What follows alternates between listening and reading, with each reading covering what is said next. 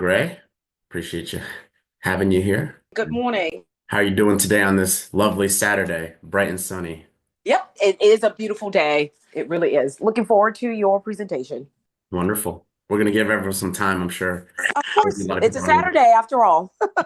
It is, it is. I was trying to pick a day that would work for everyone, and this is what my team suggested for all of our patients in the land dental team. So, Okay, thanks. alrighty. I think we're gonna get started.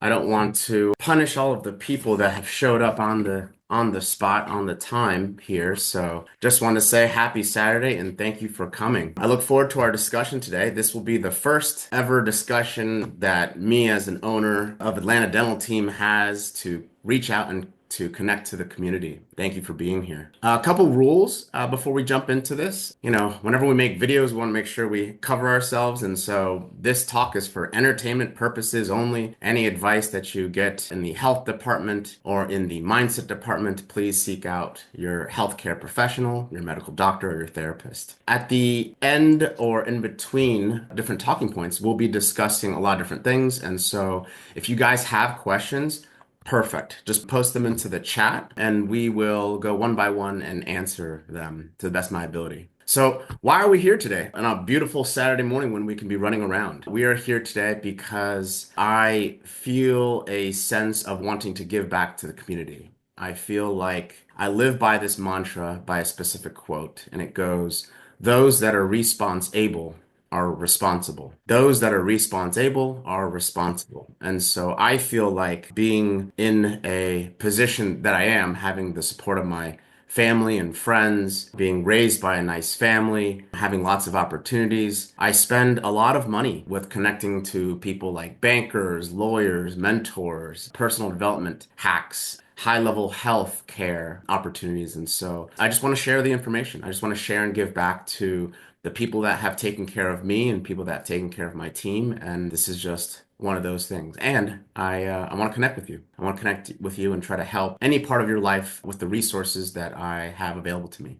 So, first off, just for those that don't really know me, my name is Dr. Peter Dinh. I'm a dentist. I own two dental offices, one office in Snellville and one office in Stone Mountain. I've also had the privilege of being married to my lovely wife, and I've had an opportunity to help start her functional medicine practice. She has a telemed functional medicine practice. And for those of you that don't know what a functional medicine practice is, functional medicine is basically the study of medicine that gets down to the root causes of diseases. I would say it's probably a little bit more of the modern medicine side of things. A lot of our testing out there in the medical world is a little bit outdated. And so functional medicine provides us with some more answers to some of the things that we may be going through. And so we'll touch on that as well. I have two kids. I have a 4-year-old, a 2-year-old, two boys right now. And my wife is currently pregnant with my third kid. And so the third baby is going to be born. News, she's a girl. And they'll be born at the end of the month. And so in March 26th. Right now, the team is taking bets on the date, the birth. And so thank you, everyone. We look forward to the whole thing. Really exciting times for us, busy times. So let's jump in. Let's jump into our discussion today and our presentation today. I wanted to start off by telling a story. I had a friend, a dear friend of mine, who's very busy. His name is John, for the purpose of this story. His name is really not John, but we don't want his business out into the ethos here. John is an entrepreneur. He owns a successful real estate company. And for the last 10 years, he's been grinding it out. He's been working really hard. He's been supremely focused. He has one kid, has a fiance right now as well, and he's starting to feel burnout. He doesn't know why. He's starting to feel burnout over the last few years of his entrepreneurial life. This lesson, I think, is particularly useful for people that are busy themselves.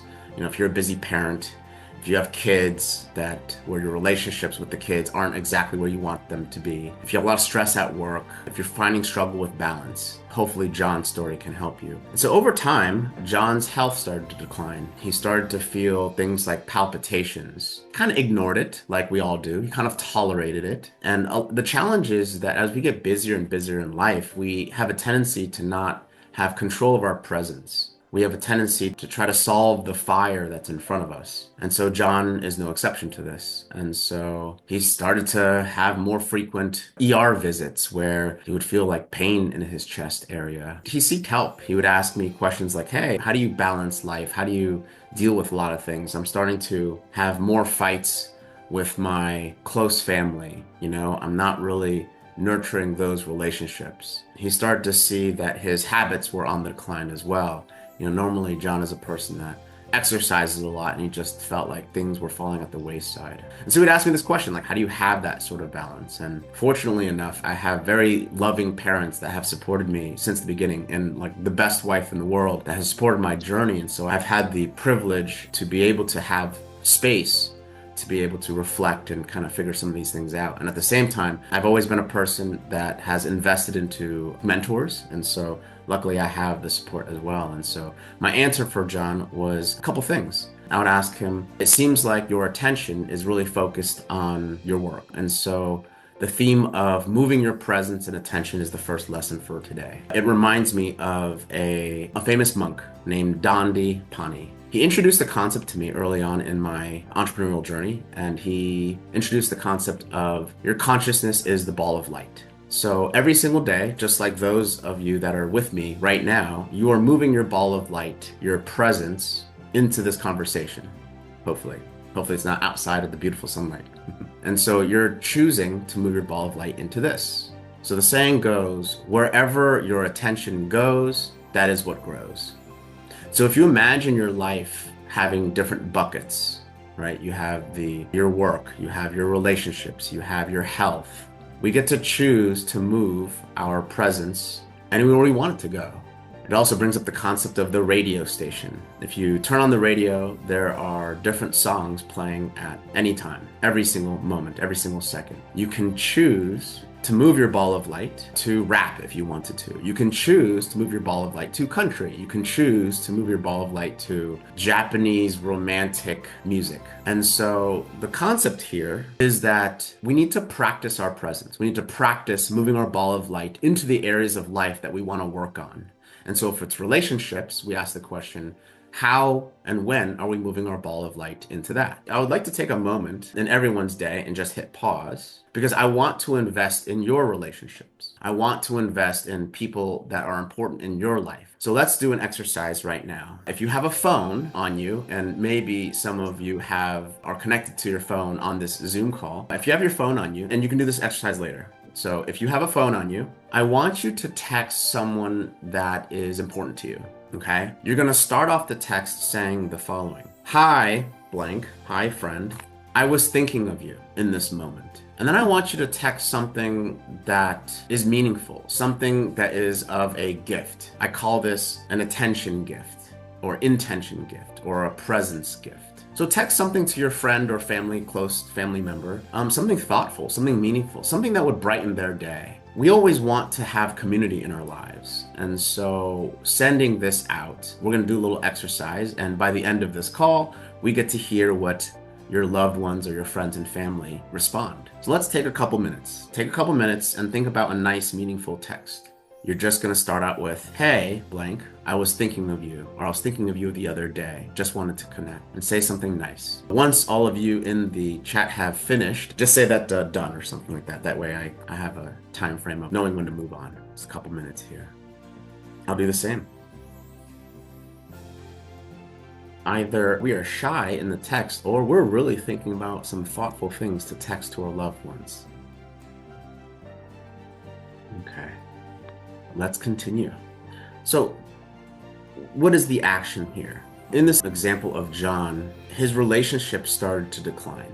And we ask ourselves, why are they declining? Why are the relationships declining? And it's because we're not putting our presence into it. And so this is a very low-hanging fruit exercise that requires less than 5 minutes to do, that helps nurture your relationships in your life. It's very easy to let it fall at the wayside and to not express our love and our kindness to the people that are most important to us. And so back to what Dadipani says, we just moved our ball of light into the relationship column of our life, and we are wanting to see it grow. Thank you, Gray. Appreciate that. We're wanting to see our relationships grow.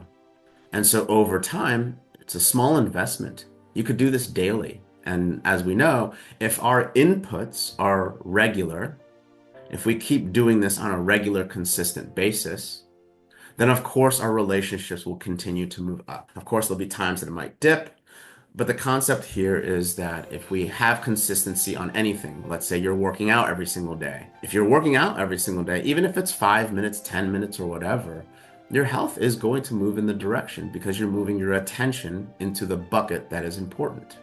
You're turning on the radio station on a channel that is important to you.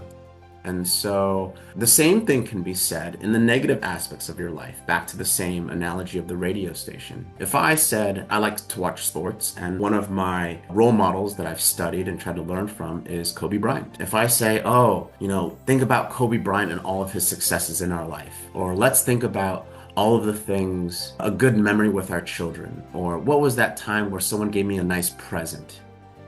I feel good about it, right? We have control over this. We can choose to think about those good things. As I'm talking about this, I'm moving your presence, your ball of light, into those types of things, those good things, and you feel good, possibly. The same can be said in the opposite. If I said Kobe Bryant, and let's think about his death and how his family has suffered, and how there's going to be a lot of daughters and family members that grow up without a father figure. Our mind goes to a place that is, I won't say negative because it is what it is, unfortunately, but we start to feel a little bit more negative energy, a little bit of sad and somber energy. And so this exercise is a reminder that we have control of our emotions and we can choose to move it where we want to move it. And so as the day goes on, as you go on with your busy lives as a busy parent, or, the stresses at work or the stresses of health or the relationships in your life, they move up and down. Just know and just being reminded that you have control.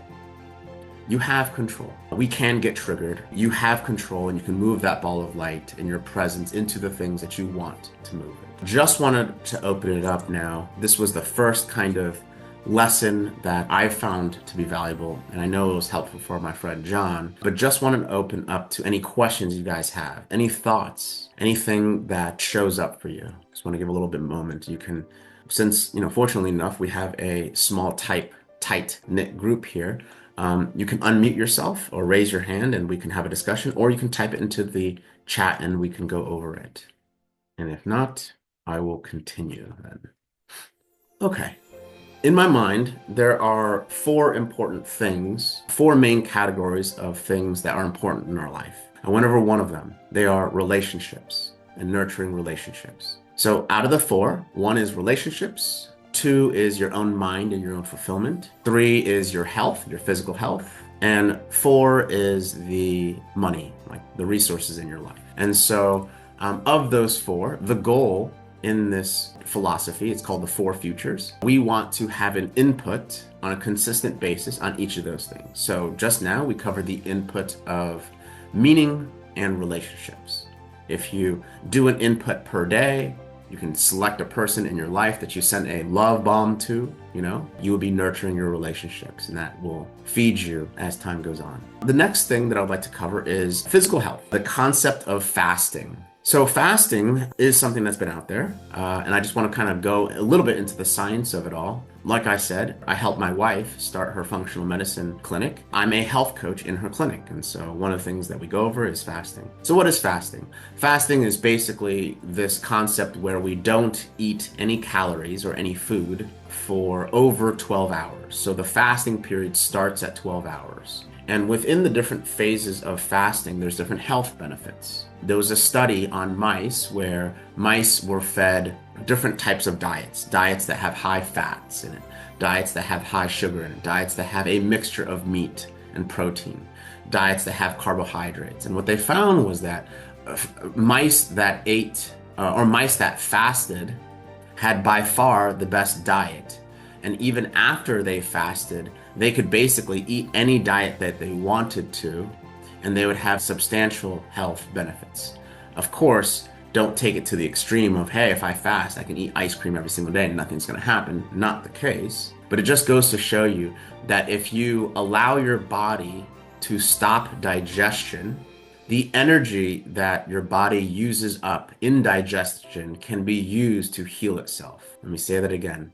If you stop eating, if you stop the digestion process, it allows your body to clear your gut, and also it allows your body to refocus its energy on the other parts of its health.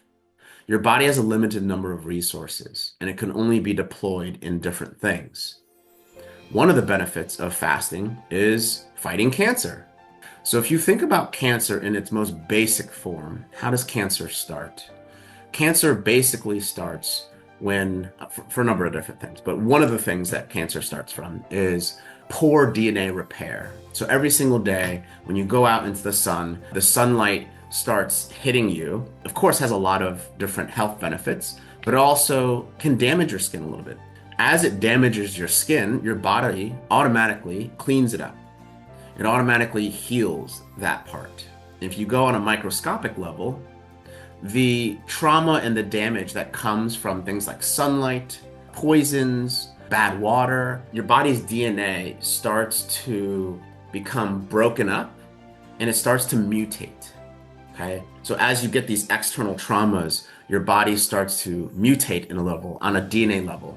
But our natural bodily processes, we have mechanisms that go in, snip off the damaged DNA, and repair it back to normal. And so if you have health issues, like, high blood pressure, IBS, if you have sleep issues, if you have problems like this, you're basically in a situation where your body's taking its health resources and allocating itself to heal those types of areas, which is why fasting is so important and can be helpful. Back in the day when we were all cavemen and cavewomen, food was not always readily available. And so the natural process of things is actually not to eat all the time, not to eat 3 times a day. That's how fasting helps with fighting cancer, because you're stopping the energy requirement of digestion. Your GI tract is called the second brain. 70% of your happy hormone that's created is in the gut. So you're stopping that process and you're allowing your body to heal. Okay, so we know that the fasting process starts at 12 hours with no food. Okay, of course, at different fasting times, different things happen. If you fast past 18 hours, your body focuses more on DNA repair than calorie consumption, right? And so one of the quick tips for easy fasting is to skip breakfast. I find that skipping breakfast is the easiest way to level up your health in the fasting department.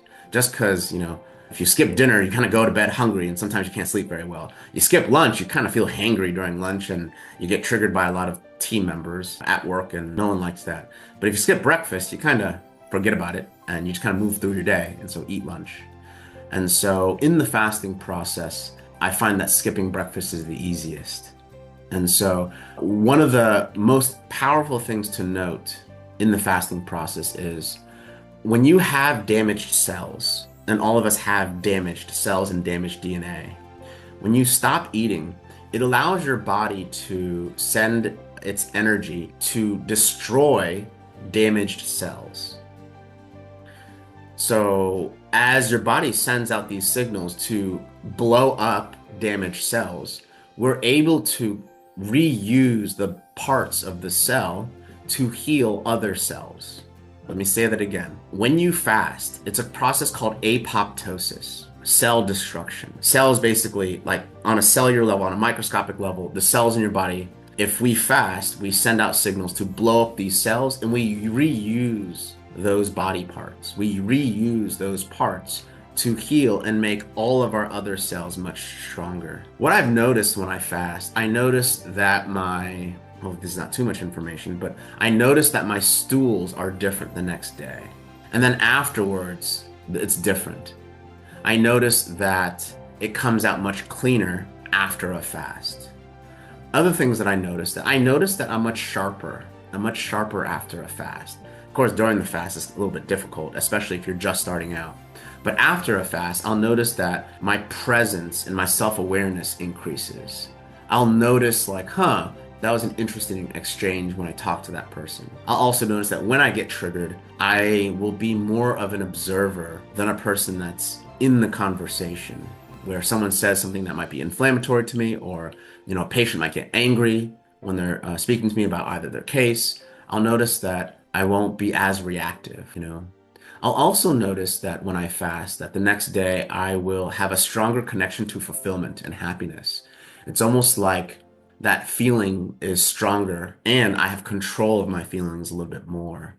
And so if there's one thing if you leave this conversation with, if you're implementing fasting, I highly recommend that is something that you consider. If you want to take it to the next level, there's a concept called breaking your fast. So imagine your gut is cleared out, right? All the food and bacteria that goes through your gut, they say your gut is longer than a football field, right? In terms of the length of it, so that you absorb the nutrients as the food passes through your GI tract.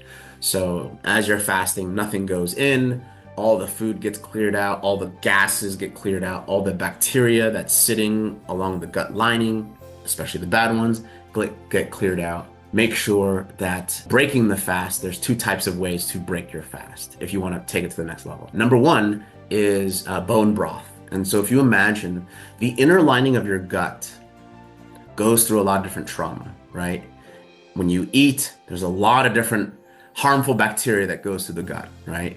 What else goes through the gut? Hydrochloric acid. So a high concentration of acid that dissolves your food is constantly going through your gut. So we say that to say that the gut is a place that has a lot of, not trauma, but is a hostile environment. And in that hostile environment, there's a lot of healing and a lot of destruction that occurs.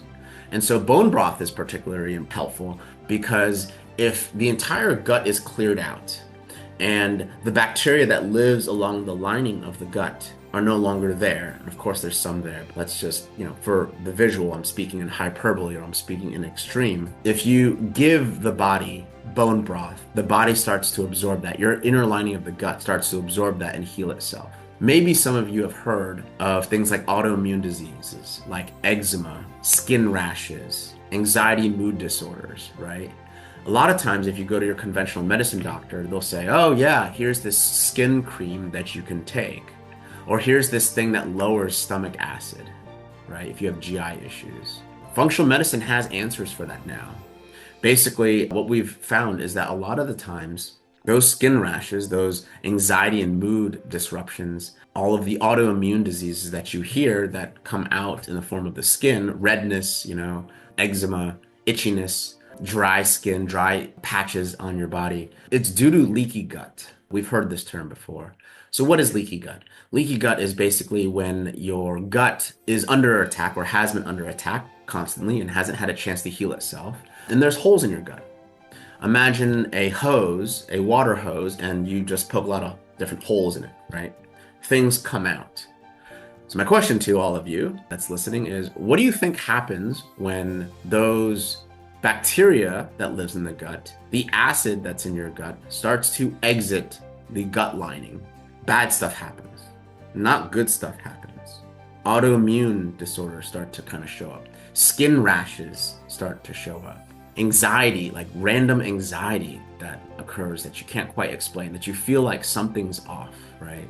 Mood imbalance. And so there's actually a measurement in functional medicine called, I don't know the name of the test, but I think it's in the Oates test. They basically measure something called zonulin.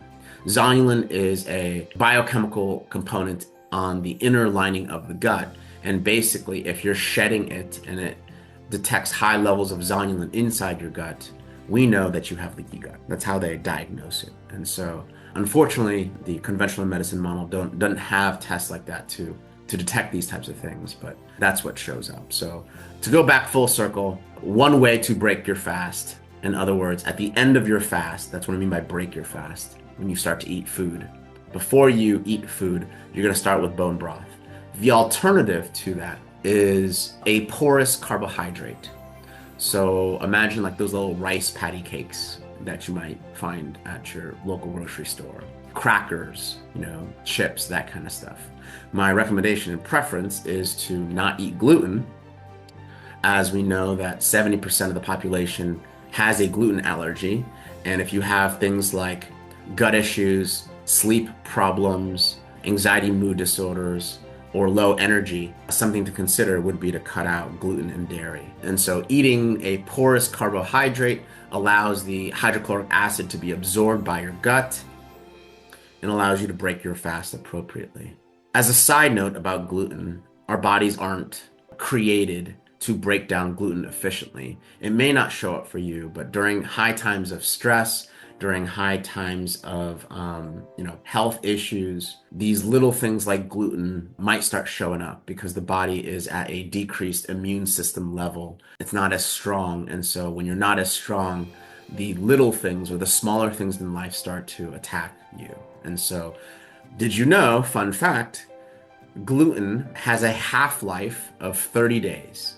Let me explain half-life. Half-life is the time it takes for your body to get rid of half of the molecule or half of the food. AKA, it takes 30 days for you to get rid of half of that piece of bread that has gluten in it. 30 days. It takes 30 days to get rid of half of it. So you can imagine people that have these autoimmune diseases, people that have these anxiety issues, low energy, sleep problems. Part of the reason is that when you keep eating gluten, it bioaccumulates over time and your body is unable to get rid of it. Something to consider if you have any health issues at all, something to experiment with would be to get rid of dairy and to get rid of gluten for 30 days or decrease it and then see how you feel. Really check in with yourself and see how you feel and check in on your health conditions on whatever thing you're trying to optimize. Okay, cool. So just now we went over fasting, just as a summary of the whole thing.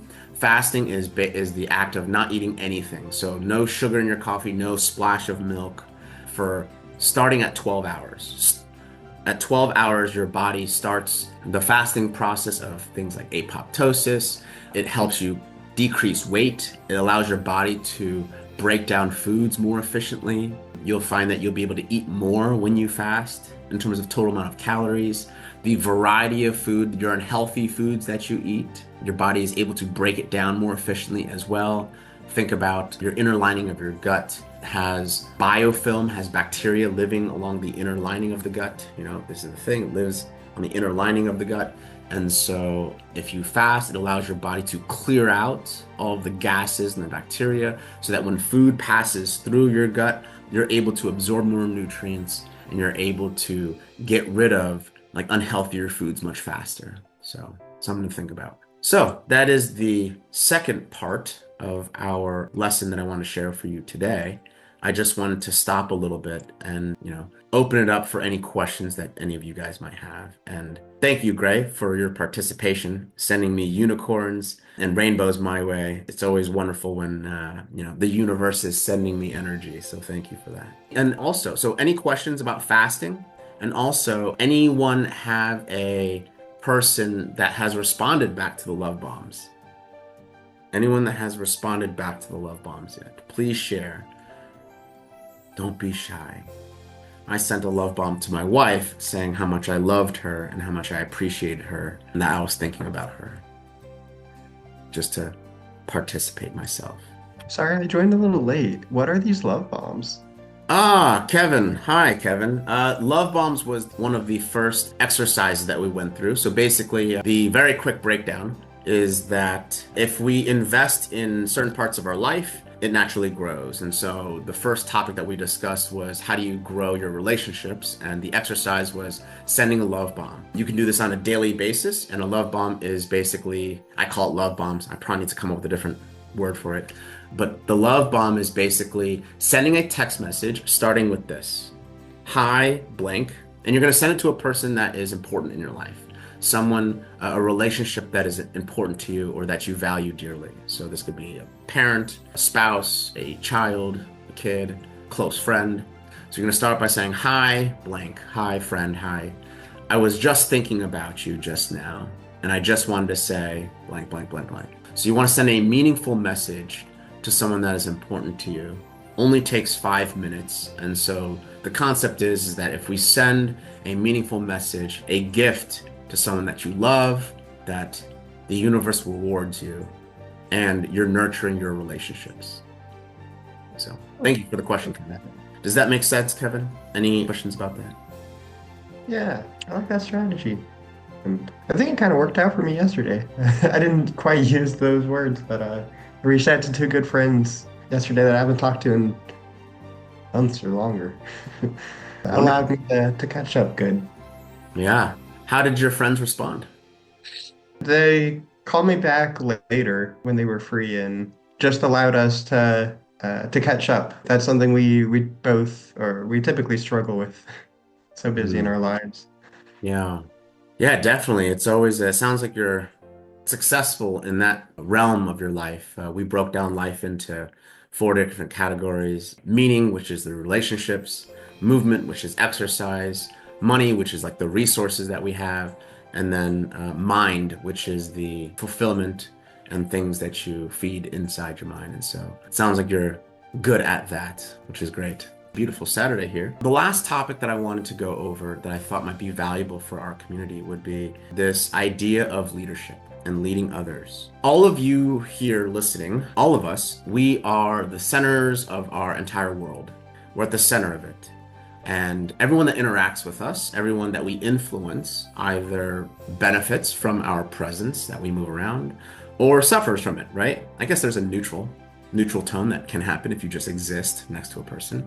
And so going over this concept that you have a number of like networks that are in your life. Every person that interacts with you is part of that network. Everyone that interacts with you is part of that community.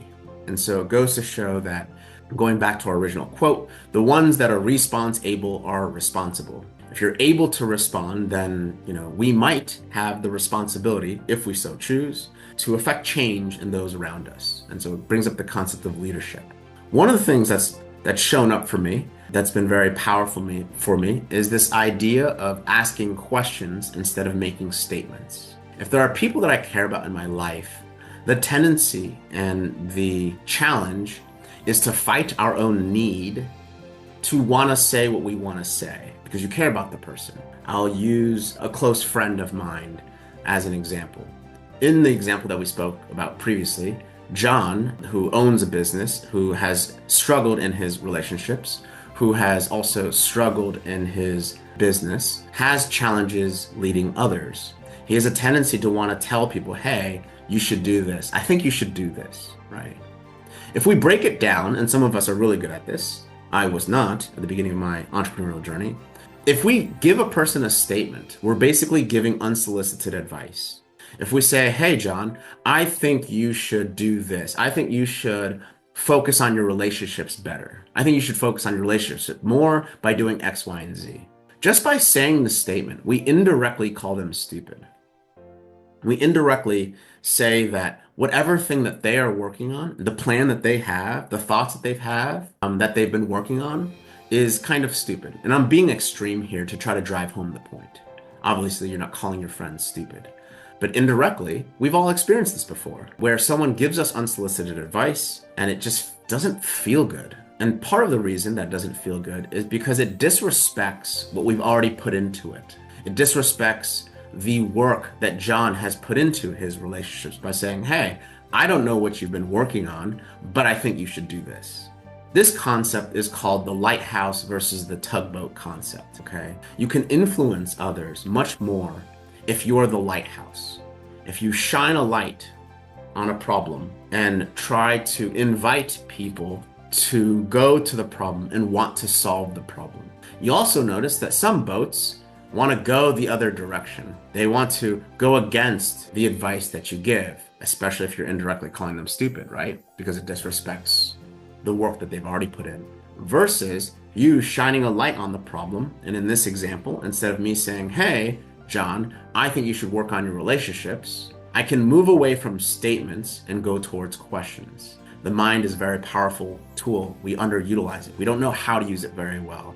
Conversation for another day. But if you give the mind a question, it naturally, subconsciously wants to solve it. It can't stand an unsolved question. So if I ask the question to John, hey, John, how do you feel about your relationships right now? Or how do you feel about your inputs on the relationships that you have on a day-to-day basis? Because I know you mentioned that some of the relationships that you have aren't where you want them to be, or isn't where you would like them to be. And so finding really powerful questions allows you to be the lighthouse and gives that person an invitation to come to the answer. Okay. I have young kids, like I mentioned before. I have a 4-year-old and a 2-year-old and a third one on the way. And I've read a lot of books about, how to lead a team and how to be the best version of myself so I can unlock my team's highest potential. And so in that, one of the things that I came across was this idea that leading your team, leading your children, leading your parents, so leading people, there's a journey in which people go on when it comes to raising a kid, right? At first, when the kid is born, they know nothing. They don't know how to eat. They don't know how to speak. They don't know how to behave. You kind of own the kid. You own everything about them. They could not survive without you, right? They are almost like your servant. You tell them what to do. You expect them to do what you want them to do when they're very young. Okay? As they get older, you move out of that ownership servitude mode of the kid, and it gets into management mode. You tell the kid what you want them to do. Sometimes they don't listen to you. They have a mind of their own. They do what they want to do, what feels good. As they get older, going through the 13 to 18 type of realm, if you've done a good job, you start to move into the realm of becoming their leader. A lot of times, if you're a good leader, they'll start to come to you with their problems. They won't listen to your advice because because we have a tendency as parents, and I don't know from experience, this is what I've heard and what I've read about. They will start to do whatever they want to do, even more. They'll start to just go completely the other direction based on what you tell them what to do. And as a leader, you really only have influence within your control. You can only control them through influence. So that's where we, as leaders, start to move into asking questions. We start to realize that, hey, I don't own them. I'm not their manager. You start to learn how to become their friend. Friends don't just tell people what to do. Hey, I don't think you should do that. I think you should do this. We've all received it from our own parents, where they're like, I still remember my own mother. I was 34 years old, something like that. I had a kid already. And I remember getting out of the car and she would say, Peter, remember to shut the door and make sure you don't hit the car next to you. And I'm like, Mom, I've been getting out of cars for years now. It's something that I kind of consider myself an expert at this point, so it's just kind of funny. But my mother can't help herself. Hey, Peter, don't open the door, right? Now I laugh it off.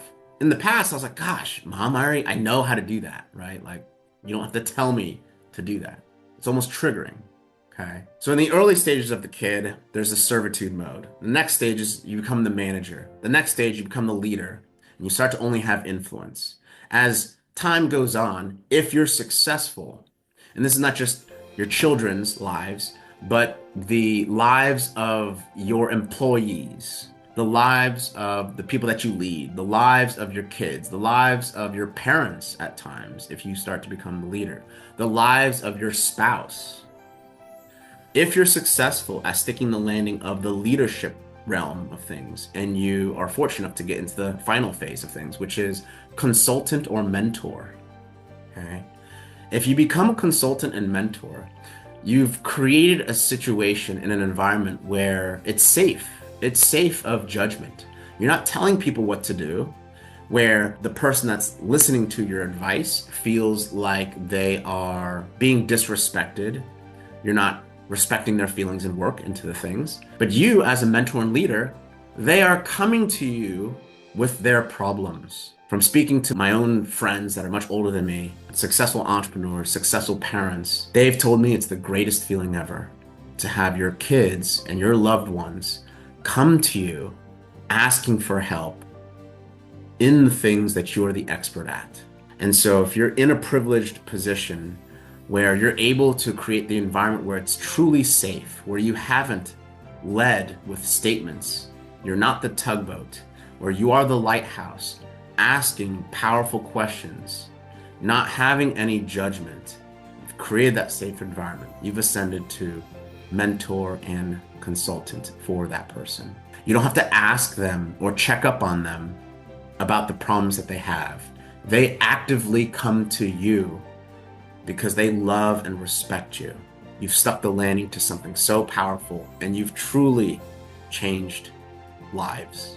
So, just to kind of summarize this whole thing, be the lighthouse, be the person that shines a light on things by focusing on asking questions and making less statements. That is the lesson of leadership that I have to share with you. Cool. Questions, thoughts. That concludes the 3 lessons that I wanted to go over today to try to give back to the community. For those of you that have just joined, the reason why I wanted to do this was I felt I live by the quote, the ones that are responsible are responsible, and I wanted to give back to my community. I wanted to give back just because I feel like I'm in a privileged position to spend an excessive amount of money on speaking to people like lawyers, bankers, CPAs, tax people, and mentors, high-level entrepreneurs that I've learned from. And I just wanted to give back to the community here. And hopefully this has made a difference and has been valuable for your own lives. This is all recorded. I will send this out to everyone, but I just wanted to open this up for all of you on any thoughts or any problems that you have in your life that you need help solving. I know it's kind of an open forum. This is a safe place. And so I'm here for you. Any final questions or thoughts? All right. Well, luckily we've nailed it. Exactly almost 10:59 going to 11 o'clock. I just want to say, for those of you that have showed up, thank you so much. I really appreciate it. And for those of you that are catching the recording, I also want to thank you as well for your presence and attention here today. I'm looking to build this community. My commitment, I think that I will do, especially based on the feedback that I get, I'm looking to try to do this once a month. I'm really in a place where I am grateful for my life, and I want to give back as much as possible to all of you that have supported me and the practice and our team over the years. And I just want to say thank you for being part of this community, and have a blessed day. Take care. Enjoy the weekend. It's beautiful out.